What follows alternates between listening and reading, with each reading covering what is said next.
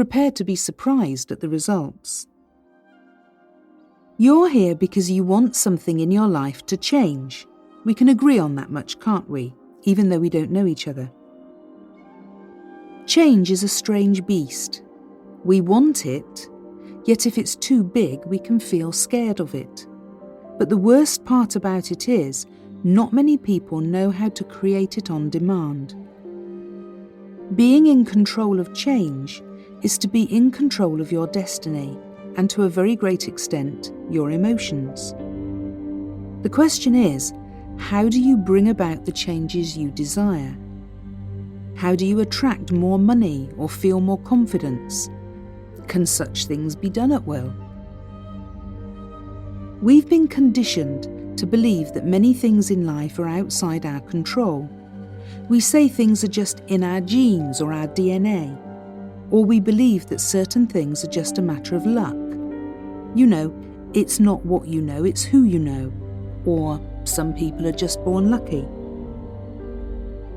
Then the rest of us sort of plod through life, wishing things were somehow different, and maybe buying a lottery ticket now and then in case it's our turn for our share of luck this week. Then when it doesn't win, we sigh quietly inside and continue settling for life as it is, telling ourselves it's not really that bad after all. But what if there was an alternative? Perhaps there is another way. Let's look again at change and how it comes about, and more to the point, whether we can have any control over it or not. Of course, there are natural forces over which we don't have any control. You can't change the order of the seasons, or even the political situation in the Middle East, unless you happen to be a politician in that arena, of course. Those are big global issues. But personal change, now that's altogether a different matter. You see, you can change your mind. Now, I'm not talking about the kind of change of mind like when you decide you prefer one brand of coffee over another, or you decide the blue shoes go better with what you're wearing than the black ones. We're familiar with changing our minds on a small scale like that. But what if we could change our very beliefs? Consider this for a moment. Whatever you believe about yourself, about life and about the way the world works, whatever you believe about the meaning of life, even those beliefs came from all over the place. There was no plan, was there? Your parents, teachers, television and so on fed your young mind with the best, hopefully, of whatever they thought was right at the time. And often they would even have conflicted each other, leaving you confused. Remember? And how many times in your life so far have you discovered that something you'd always assumed to be true has turned out to be an old wives' tale, or has been blown out of the water by some new scientific discovery, leaving you needing to reconstruct some part of your model of the world? Are you beginning to get the point? Yes, that's right. You could feed your brain your own beliefs, couldn't you? Suppose you believe that you can succeed in anything you're drawn to. How different would your life be if you believed that there was always a way to solve any problem? Maybe you've heard of a famous self-help book called Feel the Fear and Do It Anyway. The author, Susan Jeffers, tells her readers that at some point she decided to adopt the belief, no matter what happens, I can handle it. Can you feel how powerful that is, compared to something like, no way, I can't do something like that, whatever that is for you? The problem is that all too often you grit your teeth and steel yourself, summoning all your willpower, but inside you feel the same, and outside nothing much changes. All you're left with is a memory of a struggle, not the best encouragement for trying to better yourself or your life, right? That's where hypnosis comes in, and in a moment, so keep listening, I'll demonstrate the power of it. Hypnosis can cut through the resistance. It can override the pain of past memories and experiences, and it can find its way through long, even forgotten traumas, like water seeping into a glass filled with sand. Even better, it works fast, because it bypasses the gatekeepers of the conscious mind, the logical part of you that tells you that you can't, or that it can't be done, all based on belief sets you've picked up once upon a time from goodness knows where. In fact, there are no limits to what humans can achieve. We have already flown spacecraft to the farther reaches of the solar system and beyond. In terms of personal achievement, think of people like Oprah Winfrey, who had the most disadvantaged childhood imaginable, or Henry Ford, the man with no education who believed in his car and his dream when nobody else did. Does this mean we should all be like them? No, of course not. But it does mean that there is no dream you can't achieve. If they can, you can. That's the point. It's not about being them, it's about becoming more of yourself. So how does it work? Close your eyes and bear with me for a moment, and let's try a simple experiment, shall we? So just get comfortable and close your eyes. Take a moment right now and take stock of how you're feeling at this moment. Maybe you'll choose to focus on the reason you're drawn to this particular program, the one you're asking yourself about investing in to change your life right now. On a scale of 1 to 10, with 1 being awful and 10 being fantastic, how do you feel about that part of your life right now? Just give it a number. Don't overthink it. Just pick a number that feels right. There's no right or wrong answer. Okay. Now, think about a friend who makes you laugh the most. Just bring that person to mind. And if you can't think of a person you know, who's your favourite comedian? What's your favourite funny film? Or your comedy show on TV? All right. Now, flip back to that issue you were thinking of originally and check to see what number comes to mind now. It's a little better, right? Of course, it won't have all gone away and nothing will have been fixed, but in all probability the number you first thought of will drift back to where it was. But for a moment, you felt better just by thinking about something else that makes you feel good, didn't you? The point is, you have the power to choose what to think about. When you think about something that makes you feel good, like the friend who makes you laugh the most or your favourite comedy film, you feel better. When you feel better, you make clearer, better decisions. Let's take another example. Suppose you're going on a date or to an important business meeting with someone new. You get to the rendezvous, but your appointment isn't there. As it gets later and later and this man or woman doesn't show up, what goes through your mind? If you believe they've stood you up, you're likely to feel pretty angry, or maybe dejected. So you might send a rude message and storm out of the venue with steam coming from your ears. If, on the other hand, you're worried they might have been in an accident, you might feel worried about them, so you might think of contacting them to see if they're all right.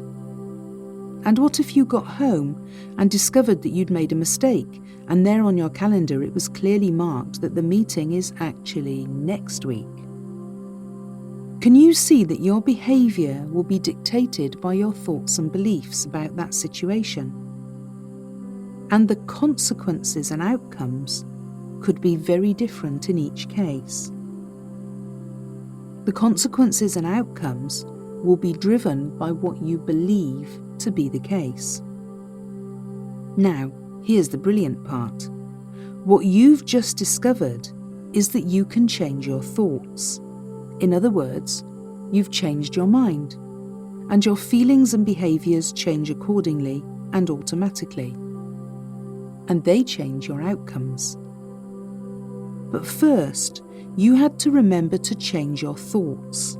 The first ones that came to mind were the ones that your early programming brought up automatically, like a habit, just like the way you brush your teeth or you tie your shoelaces are habits. Hypnosis has the magnificent advantage of being able to reprogram your subconscious itself. So the next time you're in a situation where you reacted in some way you didn't like, you'll find yourself responding confidently with the newly programmed response. One you've chosen, not one that's been randomly and unintentionally placed there by other people, however well-meaning they may have been at the time. Here's one more example so you can really feel the power of the hypnosis process. And remember, this is just the tip of the iceberg. Alright, think of something that mildly irritates you. You know, like drivers who cut across you when you're driving, or a neighbour's dog that won't stop barking, something of that nature. Don't go for anything too big or of major importance. This is just an example. And close your eyes to do this. Okay. Good. Now notice how you play that out in your mind. Do you see pictures? Are they in colour or black and white? Are they close up or far away? Are they moving or still? Are they 2 or 3-dimensional? Do you see yourself in the picture, or is it as if you were there seeing it through your own eyes? How about sound? Is there sound or a soundtrack of some kind? How loud is it? Is it in stereo, surround sound, or just coming from one source? Is it clear or fuzzy? Just spend a moment or two discovering how you represent something that irritates you inside your mind.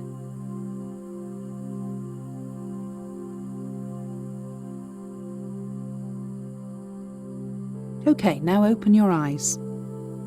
That was your automatic, pre-programmed way of calling something irritating to mind.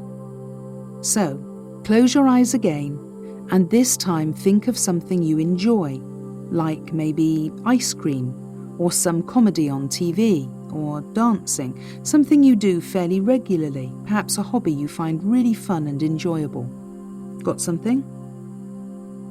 Great. Now do the same process of discovery. Are there pictures in your mind? Are they in colour? How bright or vivid are the colours?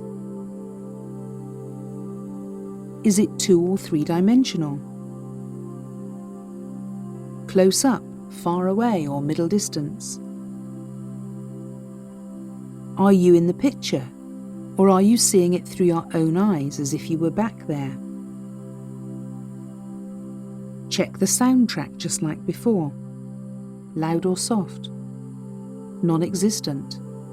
Stereo or mono? Just spend a few moments discovering how you represent something fun to yourself.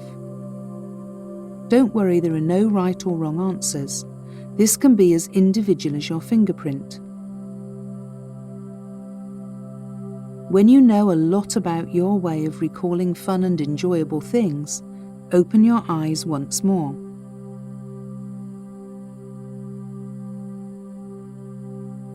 Now here's the big discovery. There are differences, aren't there? There are differences between the thing that irritates you and the thing that you enjoy in the way they're represented in your mind. One set of images may have been brighter or dimmer than the other, or nearer or further away. Maybe one was noisy and the other one silent. Whatever they are, try this. Close your eyes and go back to the irritating thing and change the qualities of that representation. That's the colours, the sounds, the dimensions, and so on. Change the qualities until they match the qualities of the fun thing that you recollected. So maybe the irritating thing had sharp, loud sounds, while the fun thing had music playing in the background. Change the soundtrack to music. Perhaps the first thing was two-dimensional, like a photograph, whereas the fun memory was holographic and you could walk around it like a film set. Make the irritating thing match.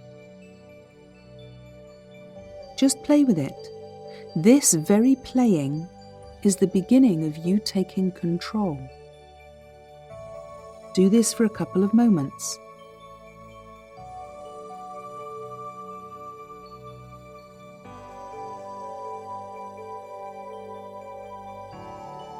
Now get ready for a big surprise. Go back to the irritating thing. Bring it to mind. What happens? Did you notice that although you can recall it, it's no longer quite so irritating? You could use this kind of technique for other thoughts. Let's say you love to eat cheese, but you have to stick to a low-fat diet for medical reasons. And maybe you're struggling with letting go of that cheese. It's your favourite after all. Try the same thing.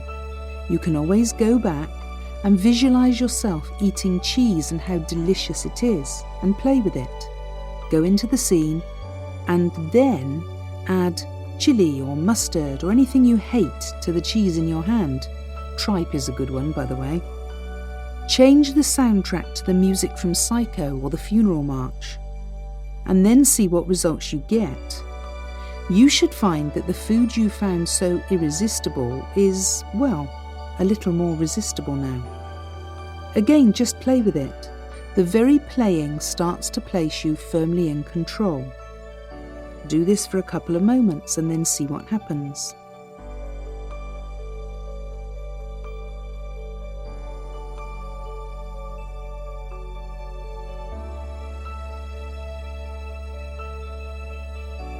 And remember, this is just the beginning. Never again will that thing, whether it was something irritating you or whether it was your favourite food that you need to eat less of, whatever it was, never again will that thing hold so much power over you.